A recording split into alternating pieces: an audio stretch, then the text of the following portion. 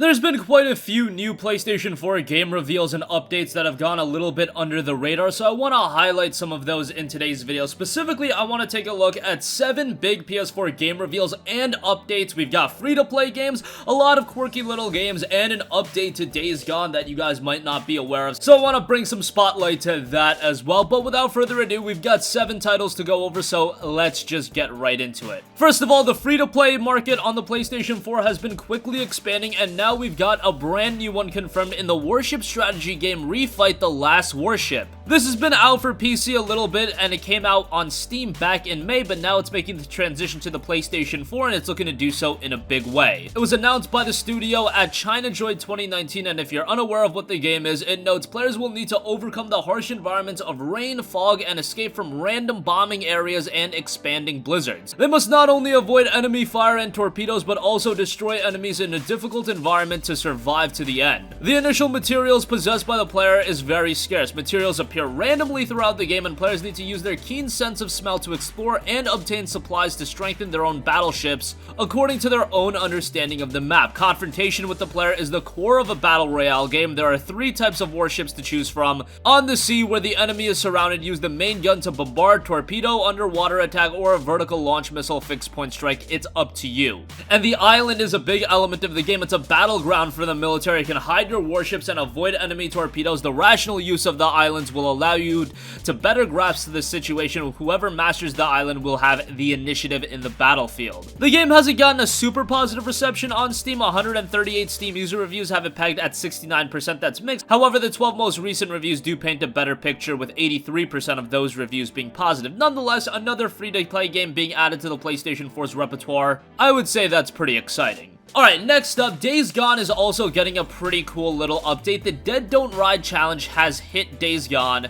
and it was noted in a PlayStation blog post. New this week to Days Gone is the latest bike challenge, Dead Don't Ride. Take your seat behind the wheel of an electric golf cart to pick up and deliver passengers at various locations. There are 36 passengers waiting for rides if you manage to make on-time deliveries. You're working against the clock in Dead Don't Ride, so in order to get the best passenger ratings and maximize your high score, successfully completing all 36 deliveries will reward 2,000 points for each second left on the clock, so be mindful of finding ways to shave precious time from your run. Find the best paths to take, discover the optimal order in which to pick up passengers, drift into stops so you're facing the drop-off location, and use boost as much as possible. So a lot of nuances attached to this. Another quirky little addition to Days Gone. I think this is pretty cool. Again, this is something that's not going to completely alter the experience, but Sony Bend Studio has been incredibly committed to Days Gone as an experience, even though it got a somewhat mixed reception when it was released back at the end of April.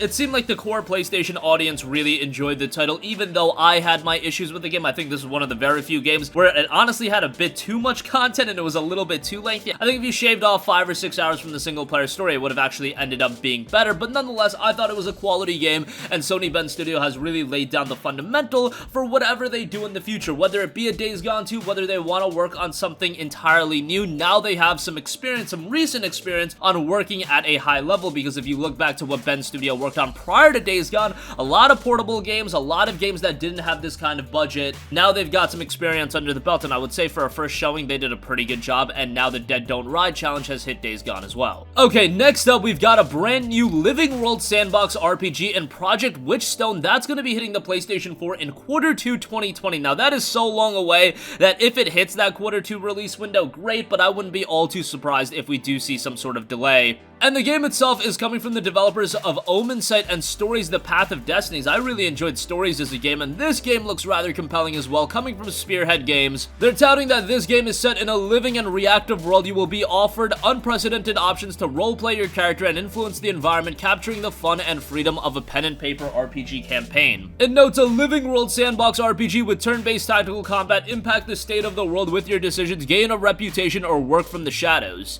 The world you explore is alive, meaning that characters that inhabit this world go on with their daily lives and move around following a routine, from their workplace to their home, elements like that. They also own properties, have personalities, friends and enemies, likes and dislikes, appreciation towards you, allegiance to factions, perception of their surroundings, etc. Using actions commons in RPGs, dialogue, combat, spells, abilities, stat checks, stealing, etc. And less common ones are included as well, such as stealth, influence, interface. You can interact, manipulate, and shape the world as you see fit. The goal of the game specifically was to give you the freedom to live the the adventure you want. No overarching predefined main story thread. You get to decide how you want to proceed. Games like this do come across a little bit ambitious, and sometimes they turn out to be a little bit of a train wreck, but I'm hoping for the best out of Project Witchstone. I really like the art style and the design elements, and Spearhead Games have worked on some pretty good titles already. Let's see how this one turns out. Again, it is due out Q2 2020. Next up, we've got the brand new multiplayer arena fighting game in Mighty Fight Federation. That's been announced for the PlayStation 4, and that'll be out sometime in 2020. It will be hitting Steam's early access program in Q4 of this year. Mighty Fight Federation is a multiplayer arena fighter with a focus on fighting game fundamentals. Slam your enemies into walls, launch them into the air, and follow up with fast, high-flying attacks. Choose from 11 fighters, each with unique playstyles and deep combo opportunities. In the vast reaches of space, there lies a being of incredible cosmic power known only as Hyperion. Wielding the ability to bend reality to his will, he has collected the hypest warriors from across the multiverse. His goal to pit them against each other in the universe's most electrifying pay-per-view event, the Mighty Fight Federation. Mighty Fight Federation is a throwback to classic 3D arena fighters, but with a focus on fighting game fundamentals. Select from a roster of characters, each with distinct and deep combo opportunities. Use the game's hype mechanics to zone, evade, counter, and play mind games with your opponents. Mighty Fight Federation combines the old with the new in a fresh competitive twist on the party fighter genre.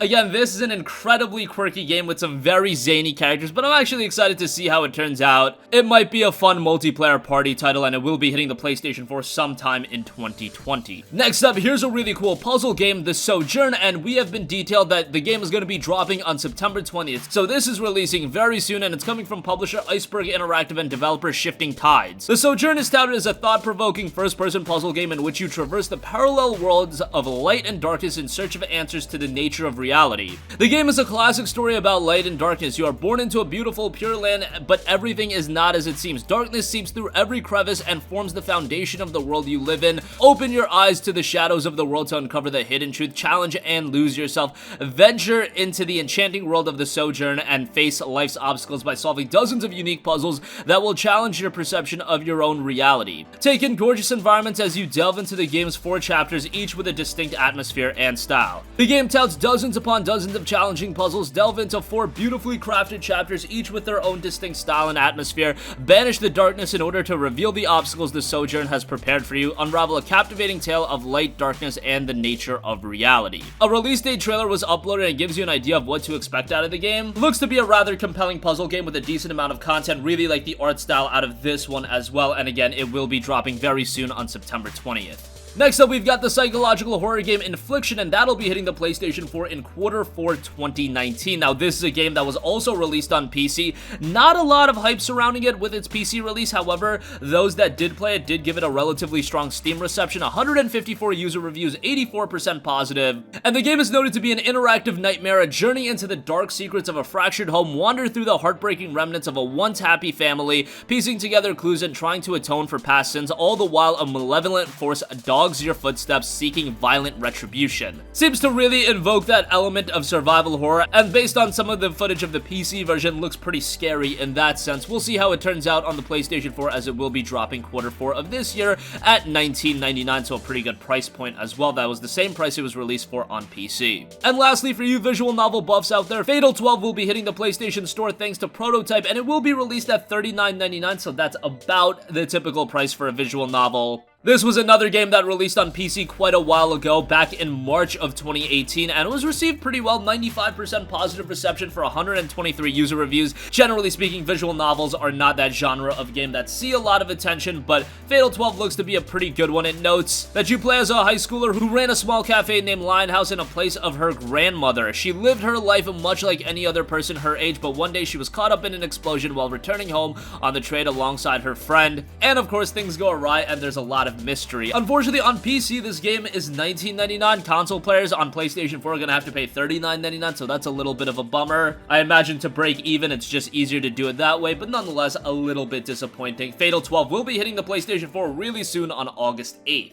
And that's going to conclude this video. Again, I wanted to bring some attention to these games that hardly anyone is going to be talking about, especially with these games being announced right before this fall season where there's going to be so many game releases, and you guys are going to be focused on all of the games that are coming out, but there are some interesting titles being released. Days Gone getting a quality update. I think Witchstone could be something really good given that studio's track record. I think Mighty Fight Federation looks to be a pretty quirky party game, and a couple of other interesting titles rounding things out. That's going to conclude this video. Do sound off with all of your thoughts in the comments section down below. Thank you for watching, and goodbye. Hey guys, we hope you enjoyed the video, and if you did, make sure to hit the subscribe button, and if you're already subscribed, do us a favor and hit the bell icon. This way you'll be notified whenever we post a new video. That's the best way to keep up with all of our uploads, and we usually try to upload 2 videos a day. And with the bell icon hit, you'll be notified whenever we do upload a video. As always, thanks for watching.